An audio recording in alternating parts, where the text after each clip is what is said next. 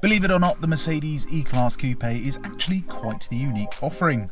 Audi doesn't make a luxury coupe above the A5, and the BMW 8 Series is far more expensive. So if you want a luxury German barge that offers a bit more than a C-Class, but doesn't come with a 6-digit price tag, you're left with, well, this. Is there a reason for this car's scarcity though, or has Mercedes really just dominated the market? Let's have a look. My name's Tom, and you're watching Paragon Cars. Let's go.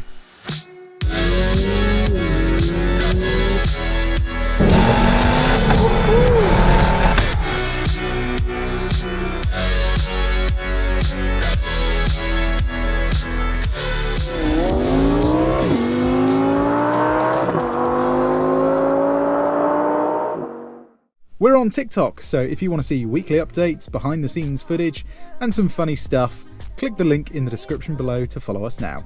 Now then, whilst most E-Class coupes you see on the road will be the 2-litre diesel or petrol variants, this is the rather elusive E450 V6. And what a unit it is! 367 horsepower and 500 Nm of buttery smooth torque gets unleashed to all four wheels via the 4MATIC system. 0 to 60 happens in about 4.8 seconds, but it's once you're moving that you notice that extra grunt over the 2-litre offerings. Let me show you with the 30 to 70 sprint.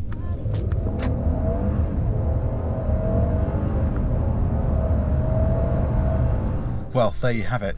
This 1.8 tonne cruiser managed 4.25 seconds, which is as fast, actually faster than some proper hot hatches.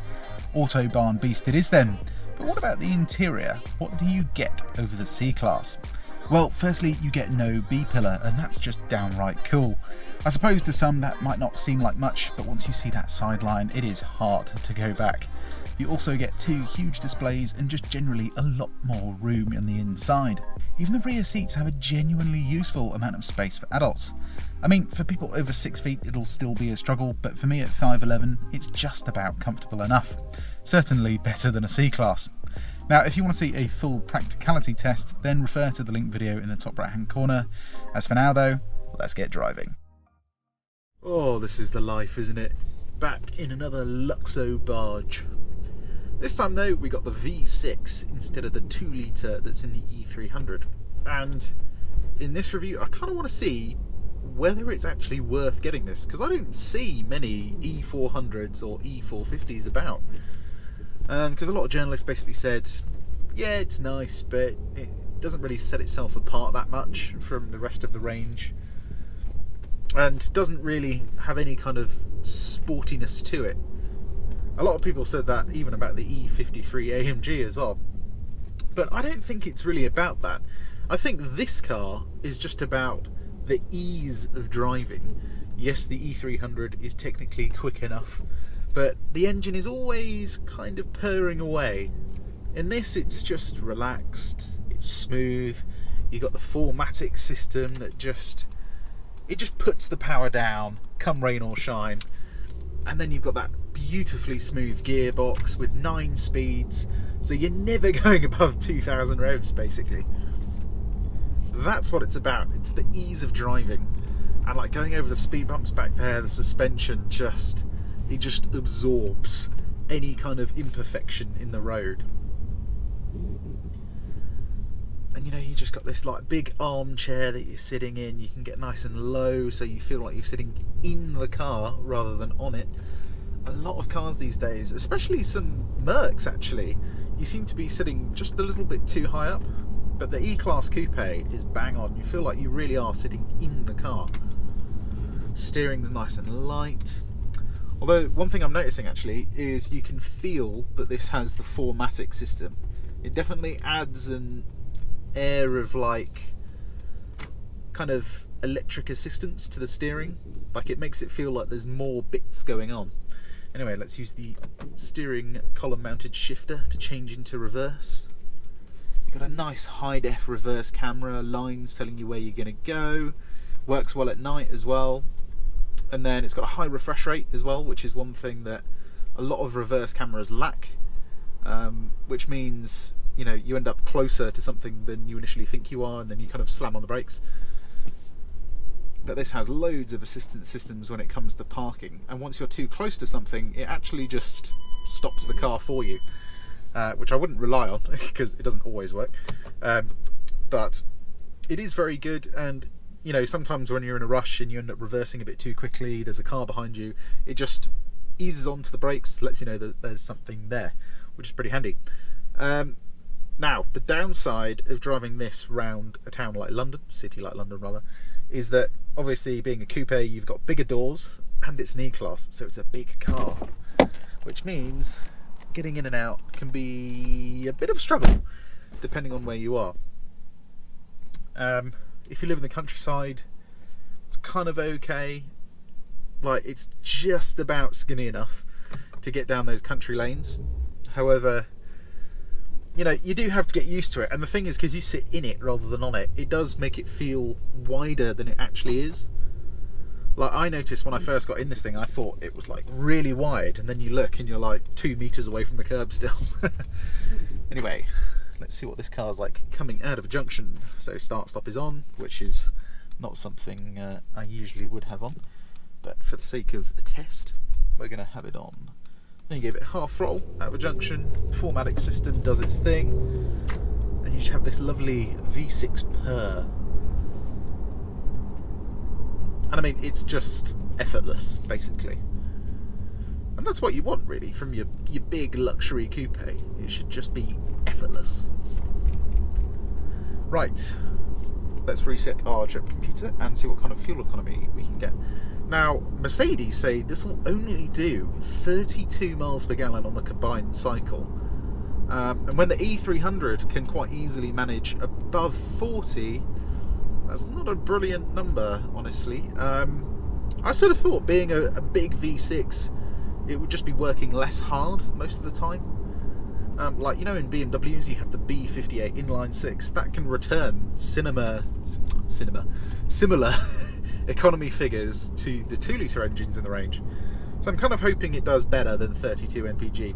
On the extra urban cycle, it does say you can get 41 miles per gallon, but usually, because it's a WLTP figure, that means you're sitting at like 60 miles an hour. No one really does that on the motorway, especially in something like this. You know, if you're driving a Toyota Yaris, maybe, but driving your big Luxo barge, you're going to be sitting north of 70 most of the time, I'd have thought, because you want to destroy those miles. Anyway, as usual, before we do that, let's get the traction control off in sports mode and see how this handles compared to the rear-wheel drive E-Class. Okay, we're in sports mode. Traction is as off as I can get it. Let's see what this thing's like. Now, throttle response, very increased. It's almost comical how responsive the car is now. Obviously it changes down a gear shifts are a bit snappier. The engine wakes up a little bit, and you do notice you get the odd little pop and bang from the exhaust, which is quite nice. There's a little bit of AMG, it's like essence of AMG. Anyway, let's see how this thing handles. So, foot down. Wow, it's quite quick. Yeah, look at that. This thing is no slouch. Really nice response from this engine. And it just hooks up. One thing I like about the 4MATIC system actually is that once you're moving, it doesn't feel too four-wheel drive or all-wheel drive. It just kind of assists you. Like, you don't really feel it pulling you around the corner. Like, you're definitely pushed from the back mostly, but it's just there to just not catch you, but like kind of even everything out. It just smooths the experience out a bit. It's very well calibrated.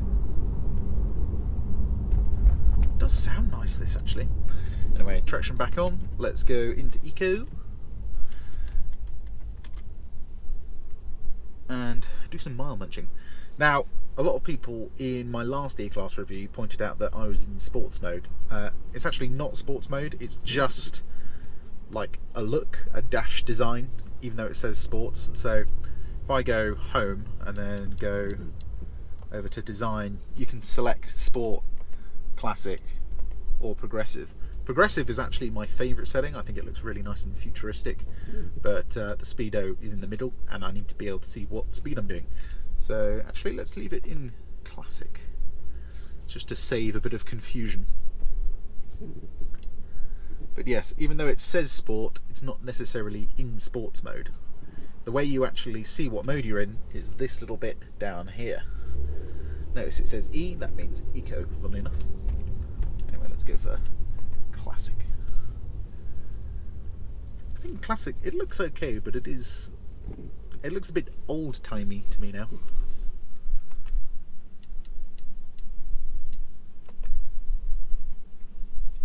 And like the steering wheel itself, I've kind of gotten used to this now. So at first I was like really overwhelmed with these controls, because this controls that screen, this controls that screen, and the touch sensitive buttons were like really finicky to use at first.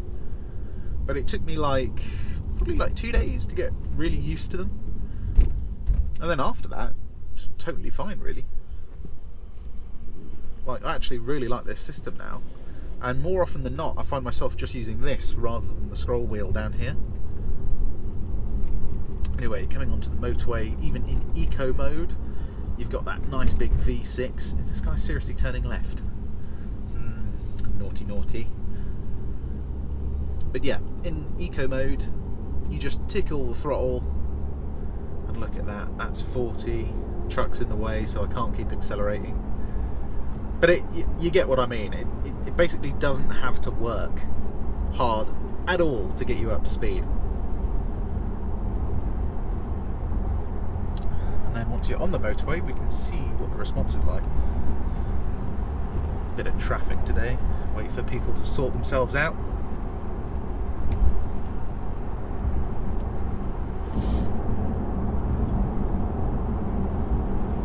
Come on, take your time.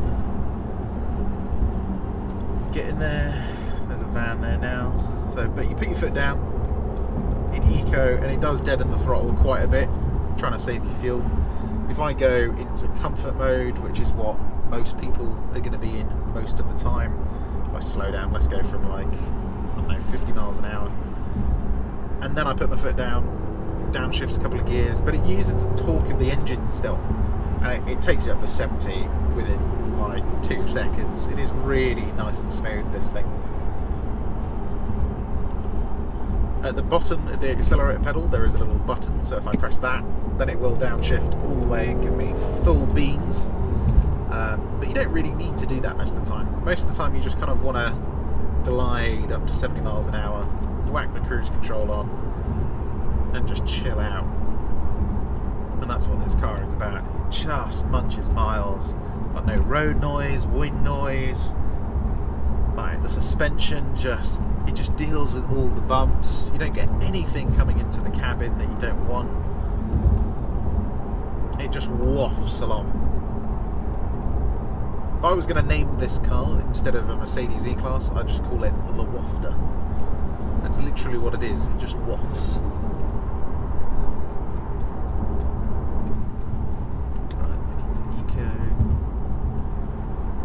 And just look at that, 9th gear, 1500 revs at 70 miles an hour. And you can do this all day long. If you want to do a trip up to Scotland, this is literally like the perfect car to do that in. Quiet, comfortable, very little to complain about. The only thing I notice with these coupes, especially Mercs for some reason, is their panoramic roofs seem to run out of grease quite quickly, and it means all the rubber trim kind of starts squeaking quite a bit. Thankfully it's a very easy fix. You can take it back to Mercedes if it's under warranty and just get them to put some more grease on, or you can just spray loads of WD-40 all down the grooves and it seems to sort it right out. When it's not a permanent fix, it will come back in a couple of weeks, but you just keep doing it. It's just one of those things that you have to do if you've got a panoramic roof. But the pros outweigh the cons, I think. Having a pan roof is nice. Right, let's do some mile munching and see what kind of MPG we manage. Hopefully it's a bit better than 32 MPG. Otherwise this drinks as much as a BMW M3 does on the motorway.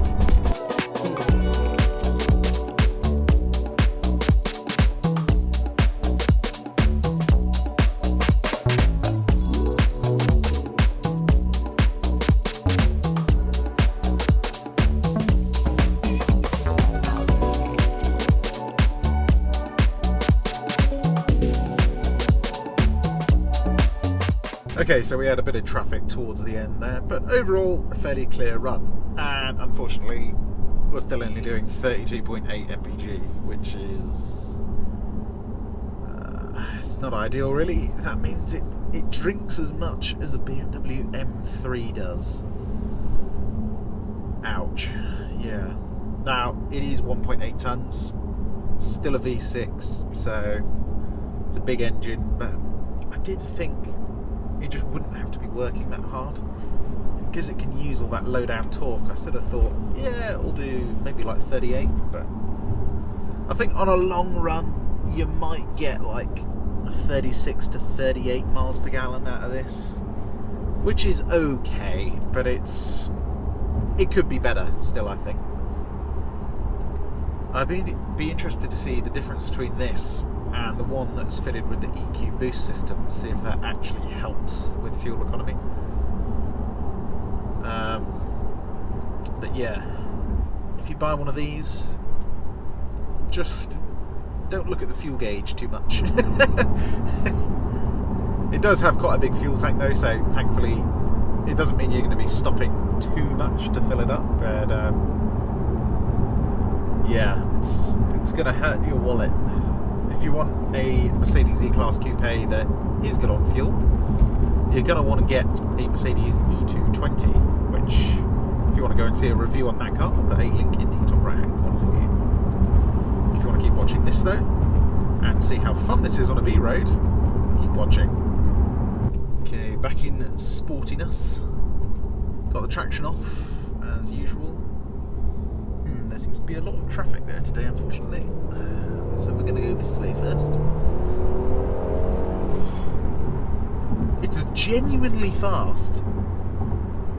Like, I mean, something like an Audi S3 is the same as this. My BMW M140i, not much quicker than this. It's the torque you get low down that is just crazy.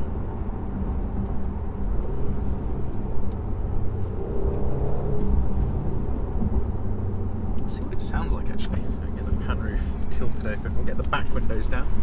Hopefully there's not too much wind noise then.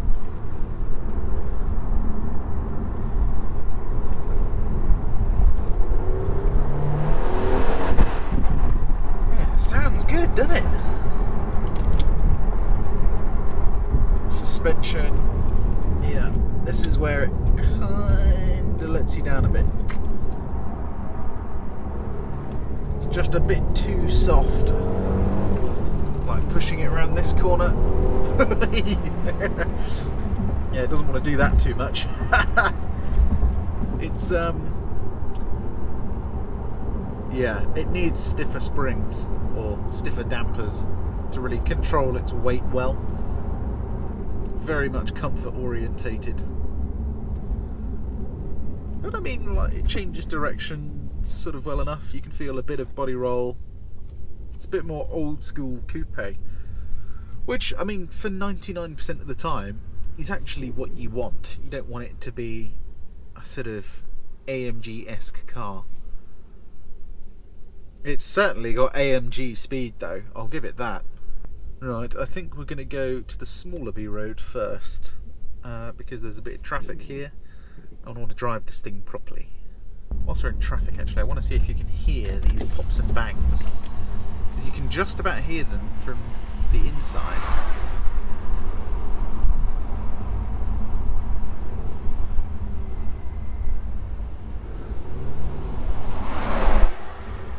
Of course, a lorry goes past as soon as I want to capture it. You can't hear them really with the windows down. It's only with the windows up.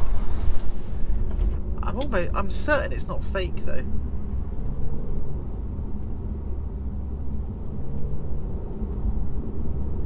Yeah, there. They've got a bit. I mean, they sound really real. If it is fake, testament to the sound design team, because that sounds real to me. They are just very subtle though. Oh yeah, there you go. Very, very quiet though. Yeah, let's see if there's no traffic down here. hopefully not. Now, this is where it does feel like a bit of a wide car to me. Very aggressive gear changes in Sports Plus. Oh, it does have a nice noise, doesn't it? God, it is so quick. Obviously, it's just got a lot of power, but the 4MATIC system really puts the power down. Oh. Yeah, for sporty driving, this is not the car that you want. Brakes are good though. Oh my god!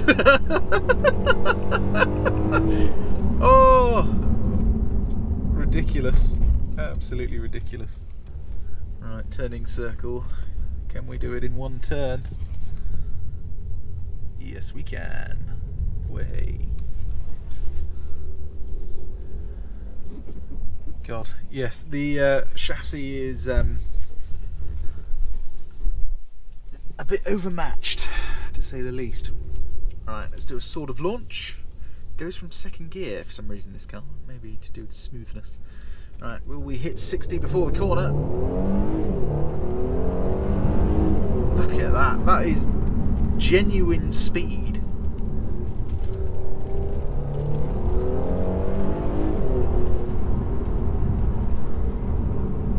This is properly quick, this car. Properly quick.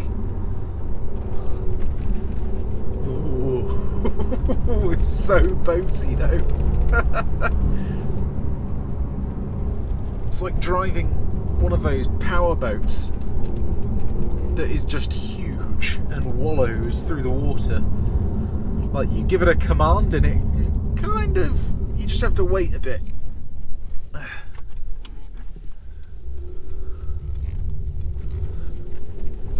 Wowzers. Yeah. So for getting a move on, it's fine, but you can't really deploy all that horsepower effectively. The chassis definitely runs out of talent fairly quickly.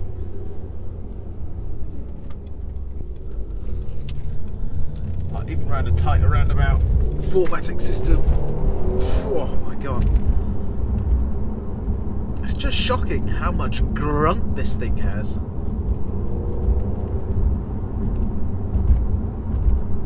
But yeah, suspension, if you're driving this thing very quickly all the time, the suspension lets it down, that's for sure. It's very, very much comfort orientated. Very good at comfort, but yeah, down a B road like that, it's like commanding a vessel. It's not quite a car.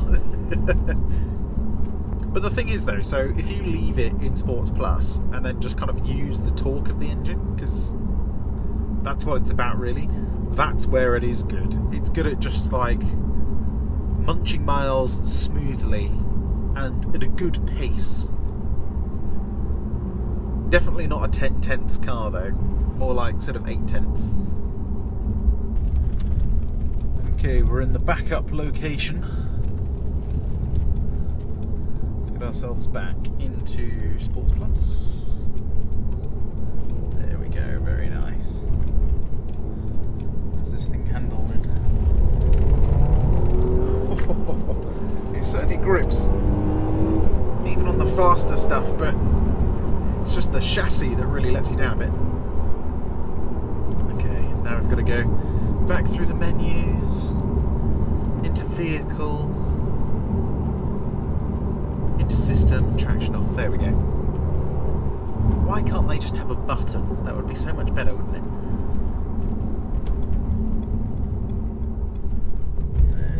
Kind of understeer. Oh my god, it's so ridiculous. It's just genuinely really fast.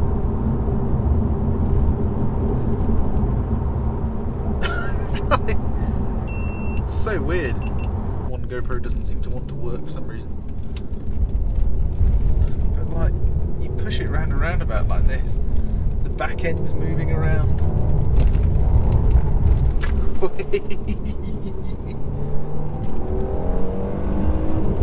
listen to that. That's proper performance. It's quite strange because the suspension's very soft, but it kind of just deals with it at the same time. Like, I know what the car's doing. Never feel out of control. It's just very like kind of all over the place.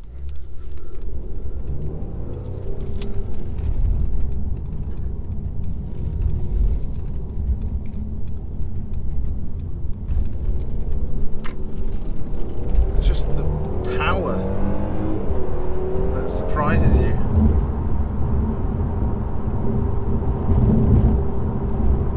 No, if they just sorted out the suspension tuning, you could slap an AMG badge on this. Like, it's that quick. I suppose they basically did. All they did with the E53 was suspension and adding some electric bits. But like, around here, you can certainly carry a good amount of speed round corners. It just doesn't always stay in contact with the road, where it probably should. Hilarious. Right, let's get back to the small B road and have one final go before the conclusion. One last time then.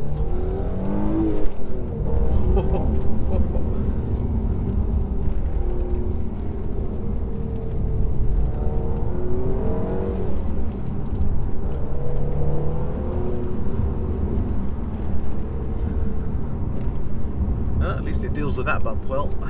This one, not so much. The stability control kind of just goes, Wah! What's happening?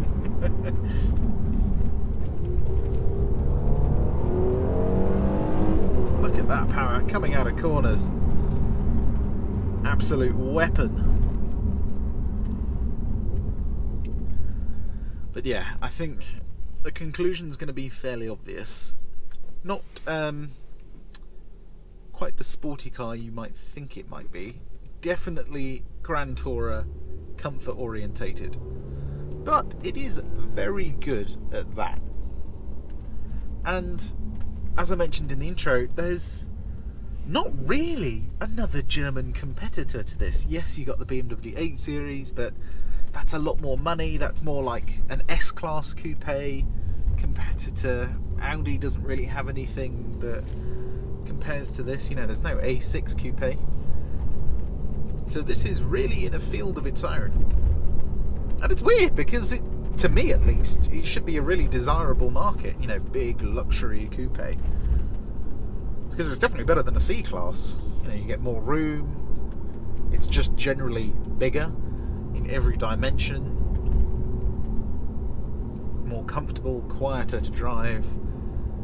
So when you do just drop it back into comfort, you've got that nice big engine just allowing you to destroy miles.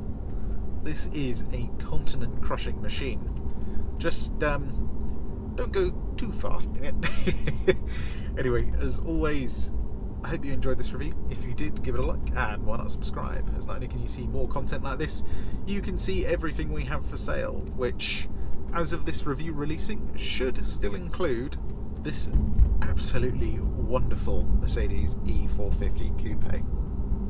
Anyway, my name's Tom, and you've been watching Paragon Cars. I'll see you on the next one. Bye bye.